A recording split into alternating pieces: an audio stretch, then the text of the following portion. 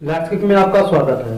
मैं हूं अतुल गुप्ता और आज के इस वीडियो में हम चर्चा करेंगे अध्याय 9 प्रश्नावली 9.1। अध्याय का नाम क्या है? त्रिकोणमिति के अनुप्रयोग। तो आज के इस वीडियो में हम त्रिकोणमिति अनुप्रयोग अध्याय के सभी प्रश्नों को हल करेंगे। वीडियो थोड़ा लंबा हो जाएगा, तो अगर किसी विशेष प्रश्न को आप देखना चाहते हैं तो आप डिस्क्रिप्शन में जाकर के टाइमलाइन दी गई है, उस टाइमलाइन पर क्लिक करेंगे और आप उस प्रश्न पर ही पहुंच जाएंगे जिसको आप देखना चाहते हैं। सारे प्रश्न का नंबर पड़ा हुआ है, आप उसमें से किसी को भी देख सकते हैं। सिर्फ उसी विशेष प्रश्न को देखने के लिए आप उस टाइमलाइन पर क्लिक करें। तो आप पहला प्रश्न देख लेते हैं क्या है। जो हमारा पहला प्रश्न है वो क्या कह रहा है? कह रहा है एक सर्कस का कलाकार है। सर्कस का एक कलाकार है, वो एक डोर पर चढ़ रहा है। डोर की लंबाई कितनी है? 20 मीटर है। ये डोर एक खंबे के साथ तनी बंधी हुई है। खंबे के शिखर के साथ ये तनी बंधी हुई है। तो वो कह रहा है ग्राउंड पर जहां पर ये डोर बंधी है वहां से ग्राउंड के लेवल के साथ, मतलब जमीन के साथ, इसका कोण कितने का है? 30 का दिया गया है। तो कह रहा है इस खंबे की लंबाई क्या होगी, मतलब खंबा कितना ऊंचा है, ऊंचाई ज्ञात कीजिए। फिगर बना लेते हैं, कुछ इस तरह का फिगर बनेगा। क्या कह रहा है? फिगर पर देख लेते हैं। वो कह रहा है एक खंबा है, हमने ले लिया कि एक खंबा है, ठीक है। ए और बी मान लिया एक खंबा है। ये एक डोर कोई है जो कि जमीन के साथ 30 अंश का कोण बनाती हुई बनी हुई है। हमने लिया सी पॉइंट है ये, जहां पर ये आकर के जमीन को टच कर रही है। तो कह रहा है कि जो खंबे की लंबाई ए बी ज्ञात कीजिए, जबकि ए और सी कितनी है? 20 मीटर दी गई है। सिर्फ एक चीज हमें 20 मीटर लंबाई रस्सी की दी है और हमें क्या ज्ञात करना है? हमें ए बी, अगर हम इसको ऊंचाई को h मान ले तो हमें h ज्ञात करना है। कोण कितने का दिया गया है? 30 का दिया गया है। हम पहले से ही जानते हैं कि जो कोण होता है उसके सामने की भुजा क्या होती है? सामने की भुजा होती है लंब। क्या होती है? लंब। तो जो h वाली ये भुजा है ये क्या है? लंब है। जो 90 अंश का कोण बना होता है उसके सामने की भुजा क्या होती है? कर्ण। तो ये जो 20 मीटर है ये हमारा क्या है? कर्ण दिया गया है। हमें निकालना क्या है? हमें लंब निकालना है। तो हमें सिर्फ एक चीज पर विशेष ध्यान देना होगा, वो ये है कि जो त्रिकोणीय अनुपात थे हमारे पास, उनमें से लंब और कर्ण किस त्रिकोणीय अनुपात में दिया जाता है, हमें सिर्फ ये ध्यान रखना है। तो हम पहले ही चीजों को समझ चुके हैं कि जो हमारा साइन बराबर होता है वो क्या होता है? लंब बटे कर्ण होता है। कॉस बराबर आधार बटे कर्ण और tan बराबर लंब बटे आधार होता है। एक छोटा सा फार्मूला है, आप उसको याद रख सकते हैं। LAL लाल बटे KKA कक्का। अब ये क्या है? लाल बटे कक्का का मतलब क्या है? L बटे K का मतलब है साइन, A बटे K का मतलब है कॉस और L बटे A का मतलब है tan। तो यहां पर हमारे पास क्या है? L और K दिया गया है। L निकालना है, K दिया गया है, मतलब L और K के बीच में रेशियो हमें दिया गया है। तो हम किसका प्रयोग करेंगे? क्योंकि ये साइन का, इसलिए हम साइन का प्रयोग करेंगे। तो हल कैसे होगा? जो साइन का सी होगा, साइन सी, वो बराबर क्या होगा? वो होगा लंब बटे में कर्ण। और यहां पर साइन का सी कितना दिया गया है? साइन का 30, ठीक है। तो जो लंब कितना हो जाएगा? h और कर्ण कितना हो जाएगा? 20 मीटर। हम जानते हैं साइन 30 होता है 1/2, तो बराबर h बटे 20 मीटर। ये इधर चला जाएगा तो h बराबर क्या हो जाएगा? 1/2 गुणे 20 मीटर। अगर हम 2 से काट देंगे इसको 20 को, ठीक है, 2 से कट कर दें इस 20 को तो क्या बचेगा? 10 बचेगा। तो इसका मतलब हमारा आंसर क्या आएगा? 10 मीटर। तो जो हमारी ऊंचाई है वो कितनी है? 10 मीटर। विशेष ध्यान क्या रखना था? सिर्फ यही कि हमारा दिया क्या गया है और हमें निकालना क्या है। ये दोनों जो हैं ये किस रेशियो में आते हैं? हमारा साइन में आते हैं कि कॉस में आते हैं कि टन में आते हैं? अब दूसरा प्रश्न क्या है वो ले लेते हैं। दूसरे प्रश्न में कह रहा है कि आंधी आने से एक पेड़ टूट गया है और वो पेड़ जो है उस जहां से वो टूटा है उसका भाग कुछ इस प्रकार से मुड़ा है कि वो नीचे जमीन से आकर छू गया है, और जमीन से जहां पर आकर वो छू रहा है उस छुए हुए बिंदु पर जमीन के साथ उसका 30 अंश का ही कोण बन रहा है। तो कह रहा है कि जमीन में जहां पर वो छुआ है और पेड़ जमीन में जहां पर खड़ा है, दोनों बिंदुओं के बीच की दूरी कितनी दी गई है, इसमें 8 मीटर दी गई है। तो पेड़ जो है वो पूरा कितना ऊंचा था यह ज्ञात करना है। फिगर कैसा होगा,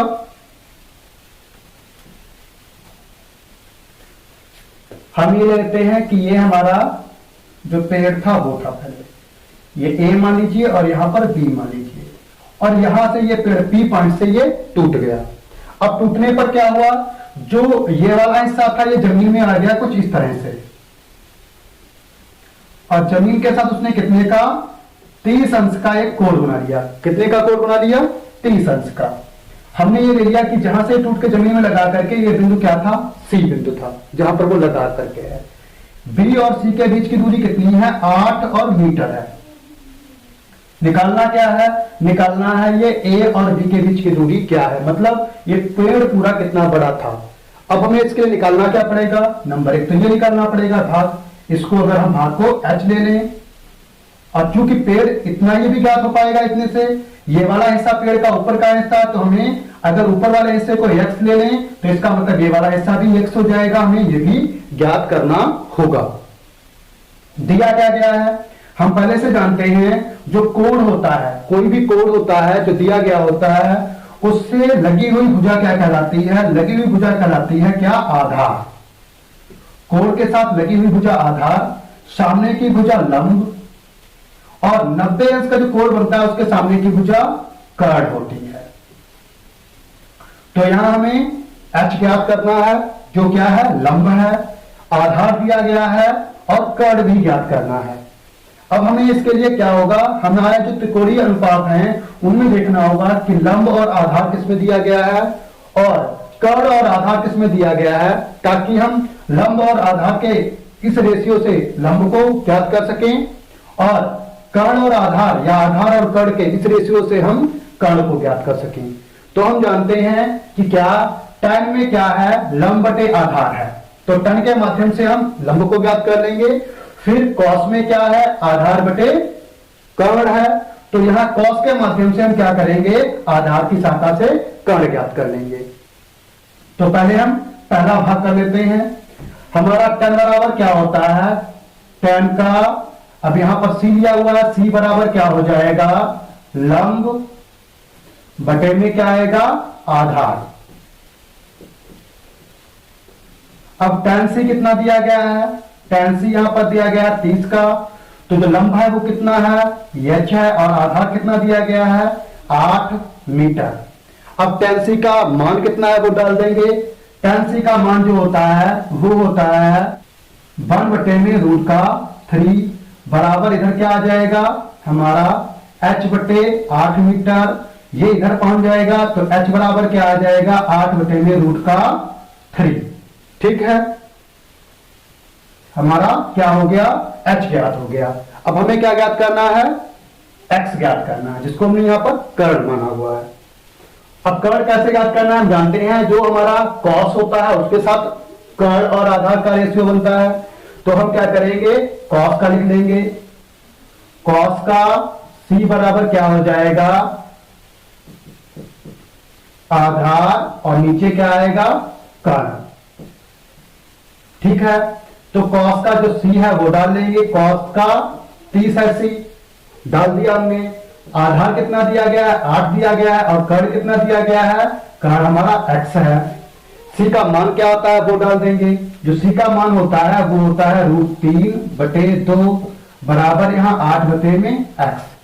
x को इधर कर देंगे तो √3 गुणे x हो जाएगा, और 8 गुणे 2 हो जाएगा, तो x बराबर क्या हो जाएगा, 16 बटे में √3।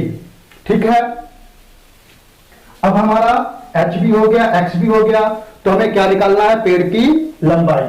तो जो पेड़ की लंबाई होगी वो कितनी होगी, पेड़ की लंबाई, जिसको ऊंचाई भी आप मान सकते हो, कितनी होगी, वो होगी h प्लस एक्स के बराबर। h कितना है 8/√3 और x कितना है, h तो हो गया, x कितना है 16/√3। ठीक है, अब हम जानते हैं ध्रुव में एक जैसा है, जब हर एक जैसा हो तो अंश दोनों के जुड़ जाएंगे, तो 8 और 16 हो गया 24 और बटे में रूट में 3 ही रहेगा। नीचे रूट में 3 लिखना सही नहीं होता है, जब भी रूट के मान होते हैं तो नीचे रूट हटा के ही लिखा जाता है, तो हम क्या करेंगे √3 से मल्टीप्लाई कर देंगे ताकि हम रूट को हटा सकें। तो बराबर ऊपर 24 और रूट का 3 आ जाएगा और नीचे कितना आ जाएगा 3। 3 से 24 को कट कर देंगे 8 आएगा, तो हमारा उत्तर क्या आ जाएगा 8 रूट का 3। ठीक है, मीटर। तो हमारी जो पेड़ की लंबाई है वो कितनी हो जाएगी 8 रूट का 3 मीटर। क्या विशेष ध्यान रखना था, हमारा आधार दिया गया था, निकालना क्या था लंब और कर्ण। तो हमें दो ऐसे रेशियो छांटने थे जिसमें लंब और आधार तथा कर्ण व आधार हो। तो हम जानते हैं टन में हमारा लंब बटे आधार होता है और कॉस में आधार बटे कर्ण होता है, तो हमने उन दोनों को ले लिया। यही विशेष ध्यान रखना है कि कोणीय अनुपात कौन से लागू होंगे। इसी प्रकार अब तीसरा वाला प्रश्न है, उसको देख लेते हैं। तीसरा क्वेश्चन, तीसरे वाले प्रश्न में एक ठेकेदार है जो बच्चों को खेलने के लिए पार्क में 2 फिसल पट्टी लगवाना चाहता है। फिसल पट्टी कैसी है, जो 5 वर्ष से कम के बच्चे हैं उनके लिए इसने फिसल पट्टी छोटी बनाई हुई है, जिसकी ऊंचाई कितनी है 1.5 मीटर है, 1.5 मीटर, और ये जमीन के साथ कितने का 30 का कोण बना रही है। कुछ इस तरह से, इस तरह से कोई एक फिसल पट्टी बनी हुई है। ये कोण कितने का है 30 का दिया गया है, ऊंचाई कितनी है 1.5, हमने मान लिया ए वी और ये सी है। ठीक है, एक इस तरह की है। दूसरी क्या है, दूसरी जो पट्टी है आपकी वो कैसे दी गई है, वो 60 का कोण बनाती हुई है और ये 3 मीटर ऊंची है। इसकी ऊंचाई जो है वो कितनी है, ऐसे कुछ बनी हुई पट्टी है, जो ये है 3 मीटर की ऊंचाई है। यहां पर कोण कितने का है 60 का कोण है। ठीक है, हमने इसको मान लिया ये P है और ये Q है और ये R ले लिया है। ठीक है, 2 पट्टियां हमारी बन गई हैं। अब क्या कह रहा, निकालना में क्या है, प्रत्येक स्थिति में पट्टी की लंबाई क्या होनी चाहिए। जो फिसलन पट्टी लगी हुई है, यहां पर जो पट्टी लगी हुई है और यहां पर जो पट्टी लगी हुई है, इनकी हमें कितनी लंबाई निकालनी है जबकि ऊंचाई दी गई है। तो इसका मतलब क्या है, हम जानते हैं कोण के सामने वाला लंब होता है, तो ये तो हमारा हो गया लंब। समकोण के सामने वाला कर्ण होता है, ये हो गया कर्ण। ऐसे इसमें ले लो, समकोण के सामने वाला कर्ण होता है, तो ये हो गया हमारा कर्ण। और ये क्या हो गया, ये जो 3 मीटर हो गई, ये हो गई हमारी लंब।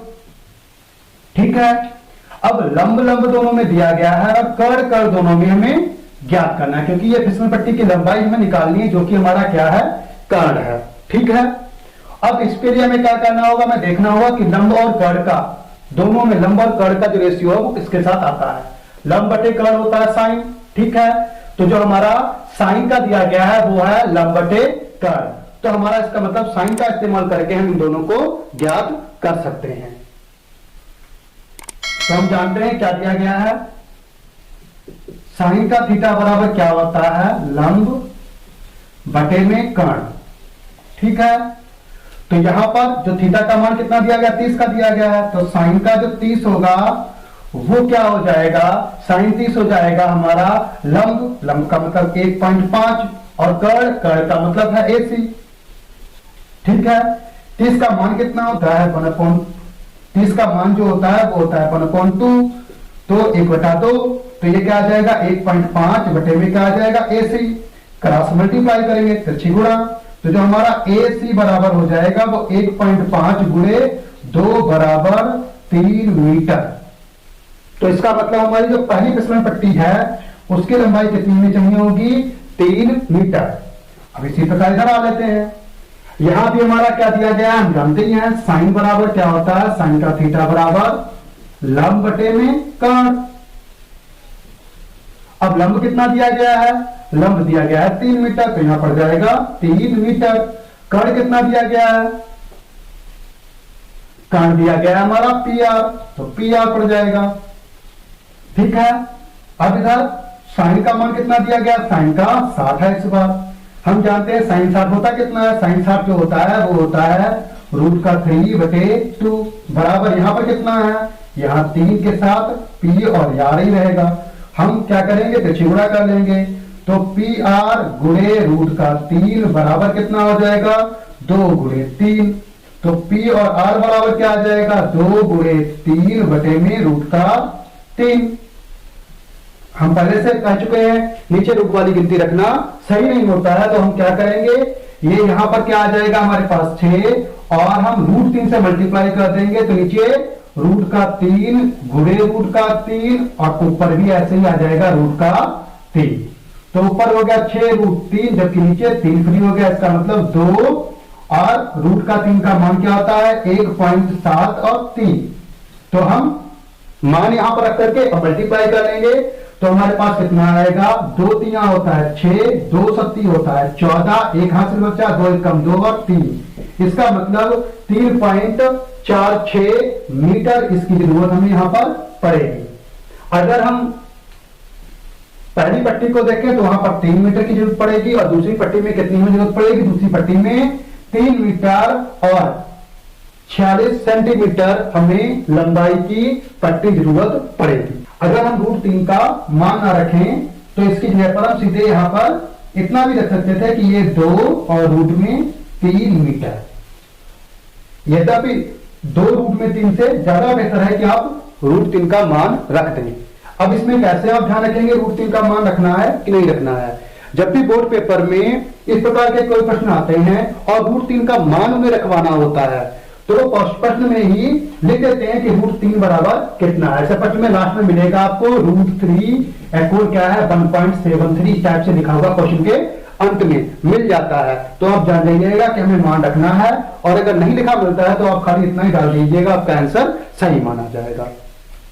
अब तीसरा प्रश्न हो चुका है, चौथा प्रश्न देख लेते हैं। चौथे प्रश्न में क्या दिया गया है, चौथे प्रश्न में क्या है, चौथे प्रश्न में दिया गया है कि भूमि के एक बिंदु से जो मीनार के पाद से 30 मीटर की दूरी पर है, मीनार के शिखर का उन्नयन कोण 30 है, मीनार की ऊंचाई ज्ञात कीजिए। क्या दिया गया है, हमने ले लिया कि एक मीनार है, इसके पाद का मतलब नीचे जड़ से एक बिंदु दिया गया है भूमि पर, कितनी दूर 30 मीटर, तो ये 30 मीटर हो गई, हमने बिंदु ले लिया है। ठीक है, कोण का है उन्नयन कोण। अब ये ध्यान रखेंगे उन्नयन कोण और अवनयन कोण, इसके साथ जैसे मैंने ले लिया ये एक आदमी खड़ा हुआ है, विशेष ध्यान रखेंगे इस चीज का, इसकी ये आंखें हैं। ठीक है, आंख के साथ जब वो ऐसे ऊपर के लिए कोण बनाता है, मतलब ये कोण बनता है, तो ये क्या रहेगा उन्नयन कोण। ठीक है, विशेष ध्यान रखेंगे क्या कहलाएगा उन्नयन कोण। लेकिन ये व्यक्ति अगर यहां से नीचे की ओर कोण बनाता हुआ देखे, मतलब ये नीचे की ओर अगर कोण बनाया, ऐसे देखे कि नीचे की ओर, तो ये कोण बनेगा, ये क्या कहलाएगा अवनयन कोण। और ये हमेशा ध्यान रखेंगे अगर इसको हम ऊपर से ऐसे नीचे के लिए मिलाएं, मतलब एक व्यक्ति छत पर खड़ा नीचे की ओर देख रहा है, तो उसका अवनयन कोण यहां के उन्नयन कोण के ही बराबर होता है। मतलब अगर कोई व्यक्ति, जैसे मैं यहां खड़ा हूं, तो मेरे आंख के सामने जो लाइन आ रही है वो ये आ रही है, अगर मैं इस लाइन के ऊपर की ओर ऐसे देख रहा हूं, ठीक है, छत की ओर देख रहा हूं ऐसे ऊपर की ओर, तो इस लाइन के साथ जो कोण ये बनेगा, ये कोण होता है उन्नयन कोण। लेकिन अगर मैं ऐसे देख रहा हूं, ये लाइन बन रही है और इसके साथ नीचे की ओर देख रहा हूं, तो यहां से जो नीचे की ओर कोण बनेगा, मतलब इस लाइन के साथ नीचे की ओर, ये कहलाएगा अवनयन कोण। और अवनयन कोण जब नीचे जाकर के जमीन के साथ पलटेगा, तो वो वहां के उन्नयन कोण के बराबर ही आएगा।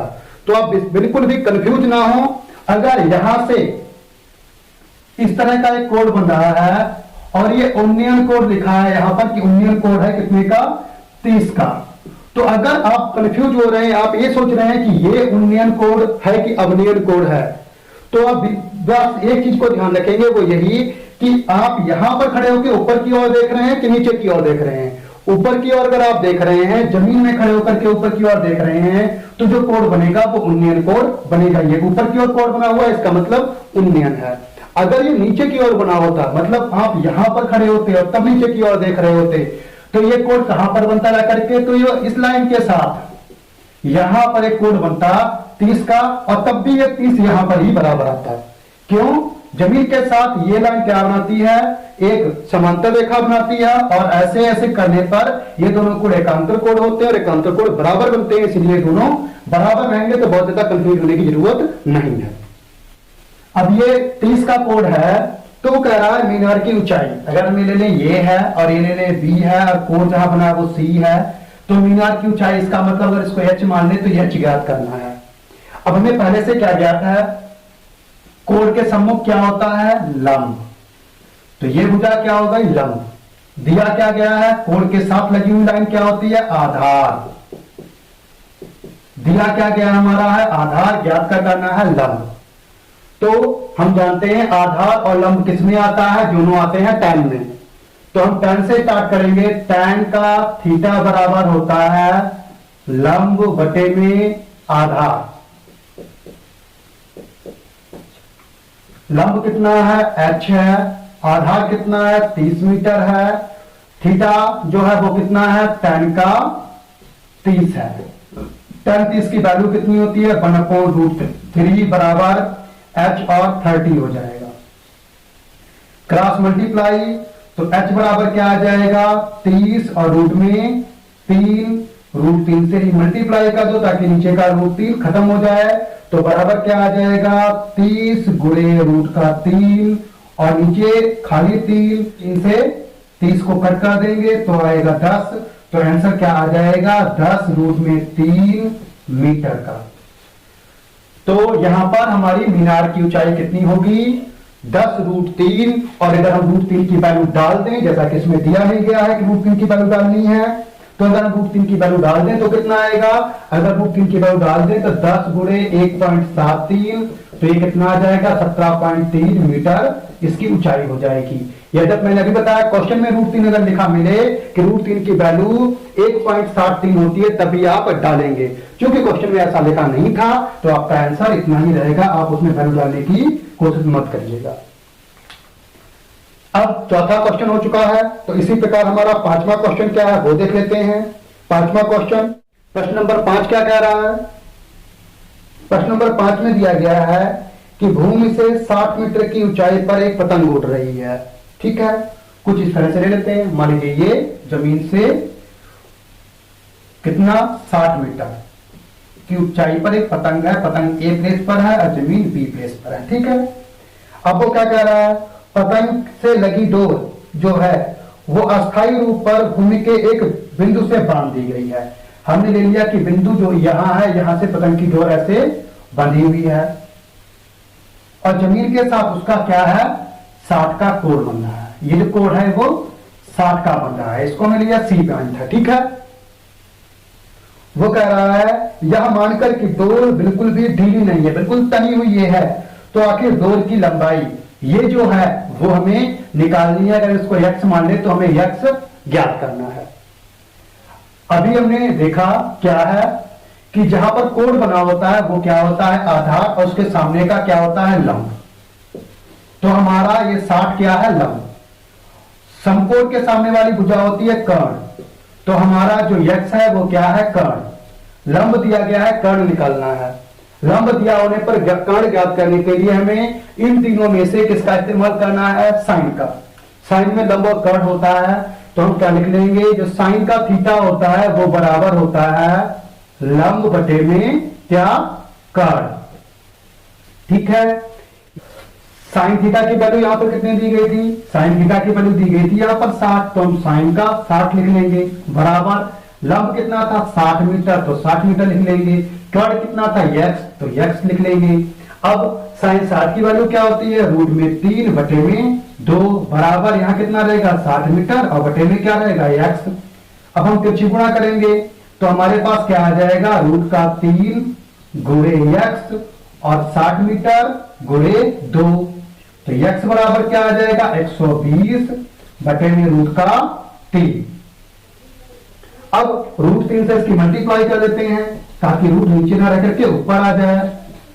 तो नीचे क्या आ जाएगा, खाली 3 और ऊपर क्या आ जाए 120 और रूट में 3 से अगर इस 120 को काटेंगे तो 40 बचेगा।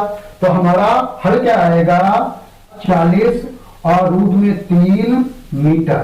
ठीक है, तो हमें क्या ज्ञात करना था कि जो पतंग की डोर है वो कितनी लंबी है, वो 40 रूट में 3 मीटर की लंबाई लिए हुए है। √3 का हम मान इसलिए नहीं डालेंगे क्योंकि क्वेश्चन में यहां पर भी √3 का मान कितना है ये दिया नहीं गया है। हमेशा ध्यान रखेंगे बोर्ड परीक्षाओं में हमेशा ही 3 का मान डालने के लिए अगर वो कहेगा तो 3 का मान √3 का मान ऑलरेडी या √2 का मान डालने को होगा तो दिया गया होगा।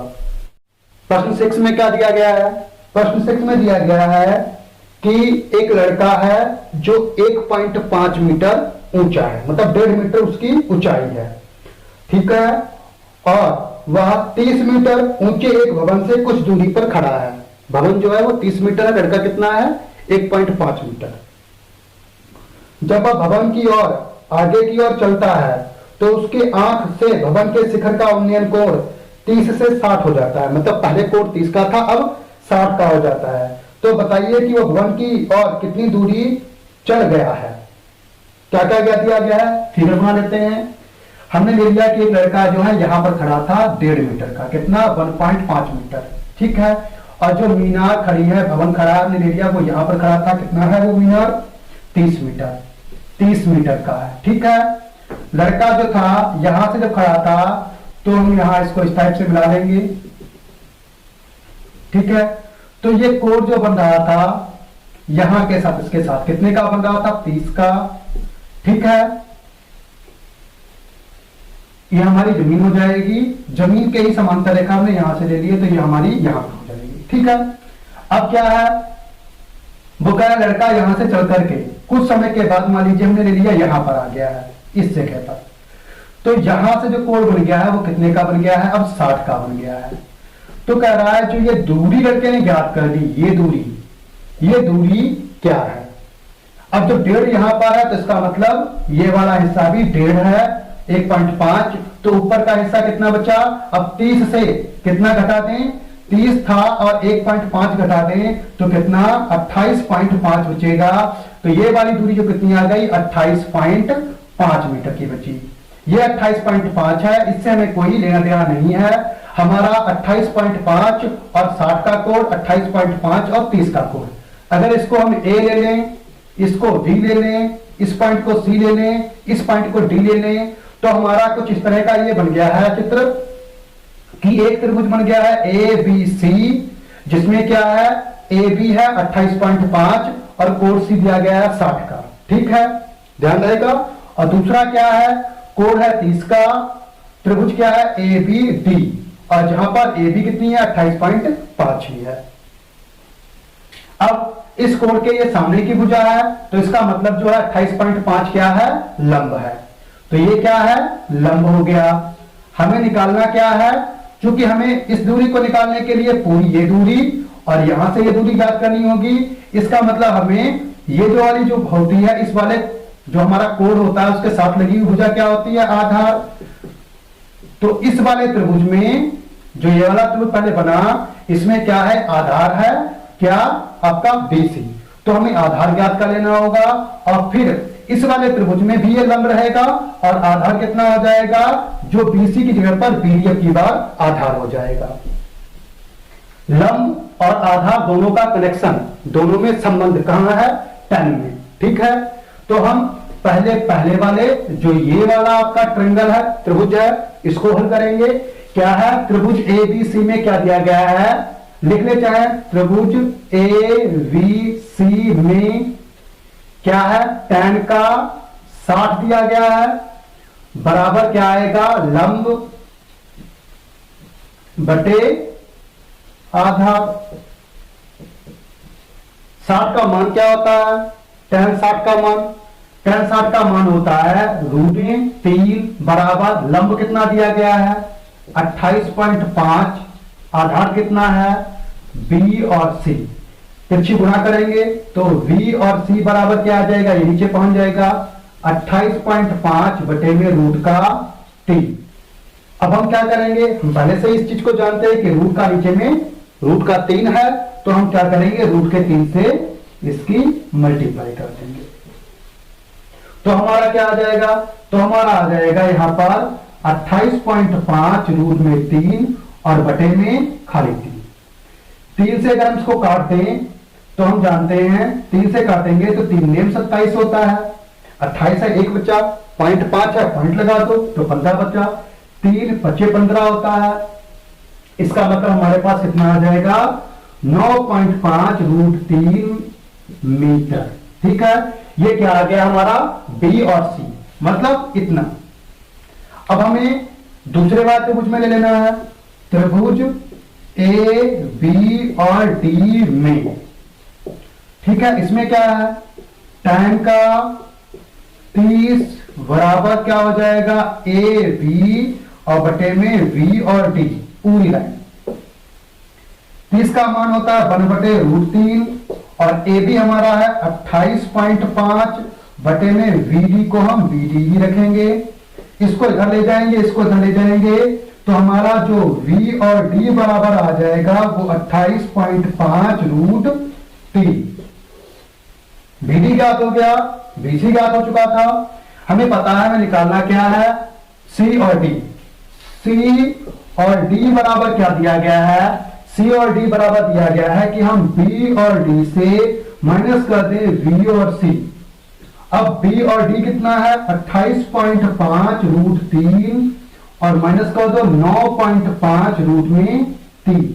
28 से अगर हम 9 को घटा दें तो हमारा आएगा, यहां से 0.5 घट गया तो पॉइंट में कोई गिनती नहीं बची। 28 से 9 को घटाओ तो हमारे पास बचेगा 19 और रूट में 3 मीटर। तो हमारी डिस्टेंस उसने लड़के ने कितनी डबल की, 19 और कितना रूट में 3 मीटर की उसने डिस्टेंस ट्रेवल की है। ये यहां पर पूछा था कि आपके लड़के ने डिस्टेंस कितनी चली, वो यहां से यहां तक कितनी दूरी चल के गया, तो वो 19 रूट 3 मीटर दूरी चल के गया है। इसी प्रकार अब अगला सवाल देख लेते हैं।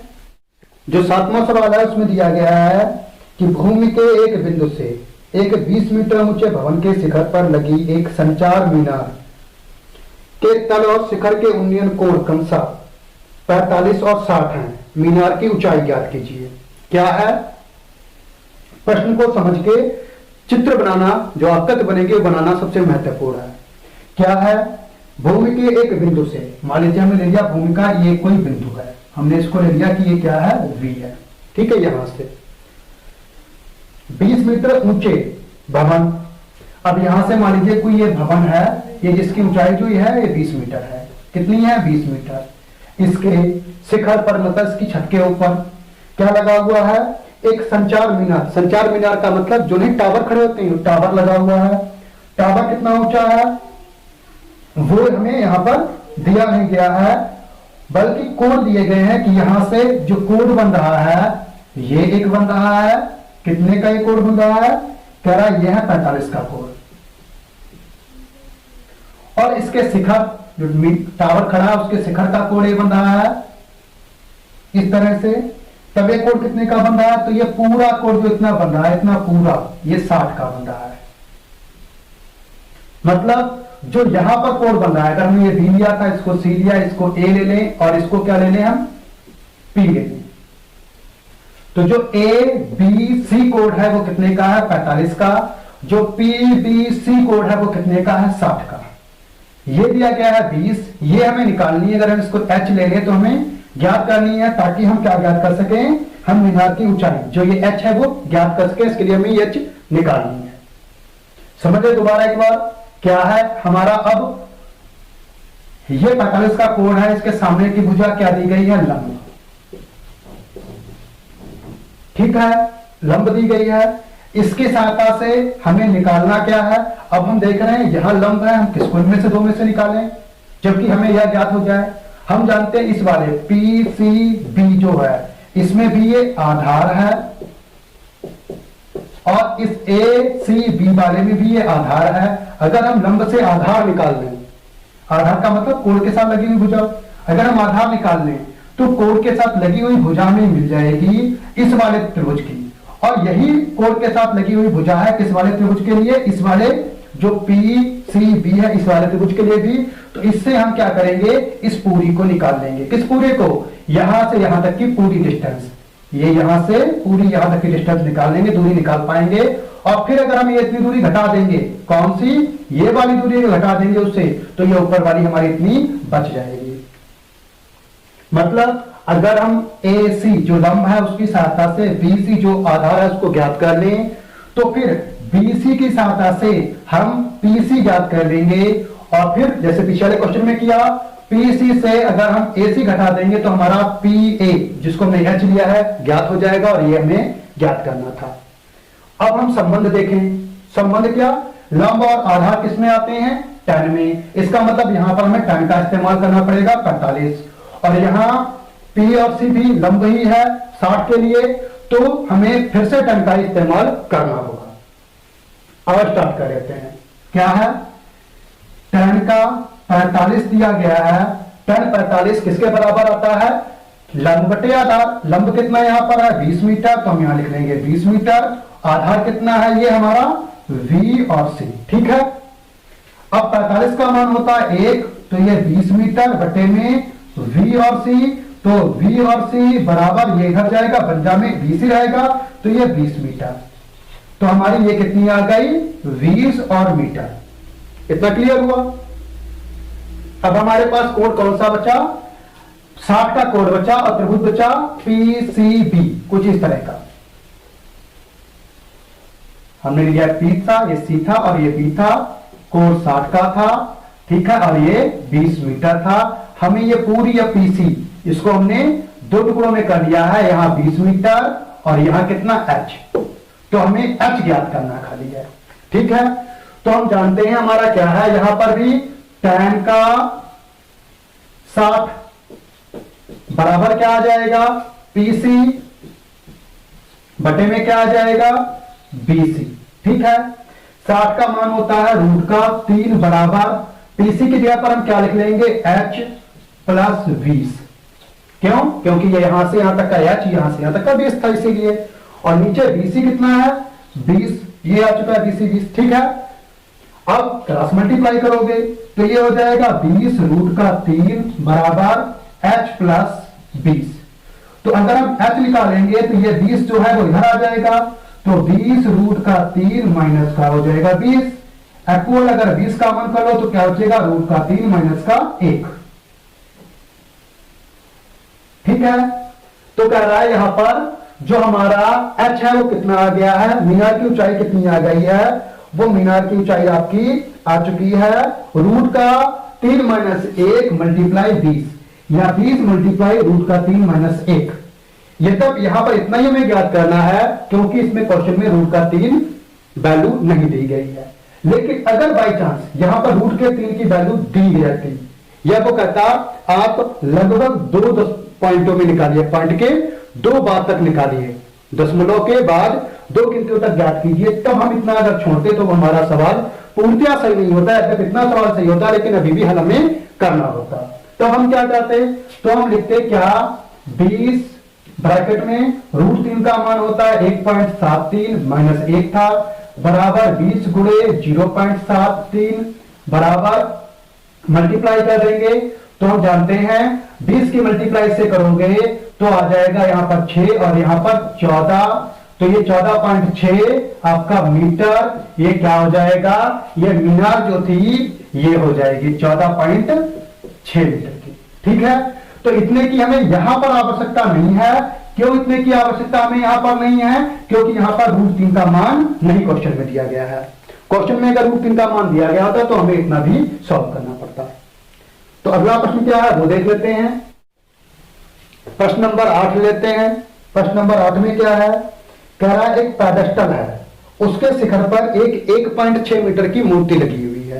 पेडेस्टल क्या होता है, किसी भी मूर्ति को लगाने के लिए जो नीचे एक स्टैंड बनाया जाता है, अड्डा जो बनाया जाता है, इस पर मूर्ति लगाई जाती है, उस अड्डे को हम बोलते हैं पेडेस्टल। जैसे हम लोग चौराहा पर लगा हुआ देखते हैं तो एक चौकोर बना होता है जिसके ऊपर मूर्ति खड़ी होती है, वो चौकोर ही पेडेस्टल है। तो हम कोई इस तरह से मान लें कि ये एक हमारा पेडेस्टल है और इस पर ये कोई एक मूर्ति खड़ी हुई है, ठीक है।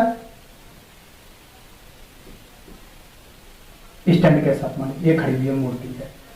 मूर्ति की ऊंचाई कितनी है? तो ये जो ऊंचाई है ये कितनी है? 1.6 मीटर है। ठीक है, कहता है मूर्ति जो है उसका जो भूमि के किसी बिंदु के साथ, मान लीजिए ये मूर्ति है, इसका ये भूमि का कोई पॉइंट है यहां पर इसके साथ, ठीक है, ये ऐसे कुछ कोण बना हुआ है, कितने का? 60 का। ये वाला कोण जो है वो 60 का बना हुआ है। भूमि के एक बिंदु से मूर्ति के शिखर का उन्नयन कोण 60 है और उसी बिंदु से पेडेस्टल के शिखर का उन्नयन कोण 45 है। और जो पेडेस्टल है उसका कितना है? ये ऐसे कोण, ये वाला कोण जो है वो 45 का है। तो फिगर कुछ किस तरह से बन गया है? फिगर कुछ इस तरह से बन गया, हमने ले लिया है ये वाला एक कोण बना हुआ है, कितने का? 60 का, और यहां से पेडेस्टल जो है वो हो गया हमारा 45 का। तो ये कोण जो हो गया वो हो गया हमारा 45 का और पूरा जो कोण हो गया वो हो गया हमारा 60 का। अगर ये ए है, इसको बी ले लें, इसको सी ले लें, इसको डी ले लें, तो हमारे पास दो त्रिभुज बन जाएंगे। एक इस टाइप का त्रिभुज बन जाएगा, त्रिभुज का नाम क्या हो जाएगा? ए सी और डी, और कोण कितने का हो जाएगा? 60 का। और दूसरा त्रिभुज बन जाएगा, वो क्या बन जाएगा? वो कुछ इस तरह का बन जाएगा, बी सी और डी। त्रिभुज कितने का हो जाएगा? त्रिभुज हो जाएगा 45 का। ठीक है, दिया क्या गया है? हमें यह दिया गया है कि यहां से जो ऊपर का आपका भाग है वो 1.6 है, नीचे का भाग हमने ले लिया x, ज्ञात करना है। जबकि जो दूरी है इन दोनों के बीच की, किसके किसके? इस पॉइंटर्स के बीच की ना ही दी गई है और ना ही ज्ञात करनी है। ठीक है, तो इसको हम ज्ञात करने के लिए स्टार्ट कर लेते हैं। हमें ज्ञात करना है क्या? सबसे पहले हमें देखना है यहां पर हमें इस वाले के लिए हमें अगर x भाग को ज्ञात करना है, जो कि इसमें भी x है, तो हमें पहले इस x की दूरी ज्ञात करनी होगी। अब हम देखते हैं यहां पर जो c और d है, यहां पर जो c d है वो दोनों एक जैसी हैं। तो अगर हम यहां 45 का मान डाल करके इस CD के साथ x का लिंक निकाल लें कि क्या संबंध है, तो उस CD को हम यहां इस्तेमाल करके यहां से निकाल सकते हैं। अब हमें यहां tan का यूज करना है, क्योंकि आधार और लंब दिया गया, कोण के सामने लंब होता है, लंब और आधार का इस्तेमाल करेंगे। tan का 45 बराबर क्या आ जाएगा? BC बटे में CD। ठीक है, 45 का मान 1 होता है, BC हमारा x दिया गया है बटे में C और D, तो CD कितना हो जाएगा? CD बराबर हो जाएगा x। ठीक है, अब हम आ जाते हैं कोण बड़े वाले में। tan का कितना दिया गया है? 60 दिया गया है, बराबर क्या हो जाएगा? AC बटे में क्या? C और D। ठीक है, AC बटे में C और D। 60 की वैल्यू कितनी होती है? √3। AC कितनी दी गई है? 1.6 प्लस x, यहां से x। ठीक है, इतना दी गई है। और हमारी CD कितनी दी गई? यहां पर से आ गई है कितना? x। तो गुणा कर लेंगे तो हमारा क्या आ जाएगा? हमारा आ जाएगा x और √3 बराबर 1.6 प्लस x। अब इस गिनती को हम किधर कर लेंगे? इस गिनती को इसके साथ कर लेंगे और इसको एक साइड रहने देंगे, तो ये हम इधर ले आएंगे। तो x √3 माइनस x बराबर 1.6। x अगर कॉमन कर लेंगे तो ब्रैकेट में √3 माइनस 1 बचेगा बराबर 1.6। तो अब x बराबर 1.6 और अपॉन में √3 माइनस का 1। अब √3 माइनस 1 हम जानते हैं नीचे रूट वाली गिनती रहनी नहीं चाहिए, तो हम क्या करेंगे? जैसा यहां दिया गया होता है माइनस का, तो प्लस वाले √3 प्लस 1, नीचे भी √3 प्लस 1 से गुणा कर देंगे। तो अब ये क्या हो गया? ये हो गया a माइनस बी, ये हो गया a प्लस बी, गुणनखंड का नियम। तो वो नियम क्या कहता है? ऊपर तो हो जाएगा 1.6 गुणे रूट में 3 प्लस 1, और नीचे क्या आ जाएगा? नीचे आ जाएगा 3 का स्क्वायर 3 माइनस 1 का स्क्वायर 1 बराबर 1.6, और ब्रैकेट में वही √3 प्लस 1, नीचे बचेगा 2, 2 से काट देंगे, तो 2 से काटने पर ऊपर कितना बचेगा? हम जानते हैं 2 के टेबल में 8 बार में 16 आता है, लेकिन चूंकि पॉइंट लगाता है तो पॉइंट आगे लगा दोगे, तो आंसर क्या आएगा 0.8 रूट के अंदर 3 + 1 मीटर। तो जो हमारा ये पेडेस्टल था उसकी ऊंचाई कितनी आई, पॉइंट का 8 रूट का 3 + 1 मीटर। ठीक है, क्वेश्चन नंबर 8 में यही पूछ रहा था। वीडियो बहुत ज्यादा बड़ा ना हो जाए इसलिए आज के इस वीडियो में हम ये सिर्फ 8 प्रश्न ही हल करेंगे। अगले वीडियो में हम बचे हुए जितने भी एक्सरसाइज के प्रश्न हैं सारे हल करेंगे। तो अगर आपको हमारा काम पसंद आ रहा हो तो आप हमें सपोर्ट करें, हमारे वीडियो को शेयर करें और ज्यादा से ज्यादा लोगों तक इस वीडियो तक पहुंचाएं, जिससे हमारा काम और हमारी मेहनत का फल हमें मिल सके।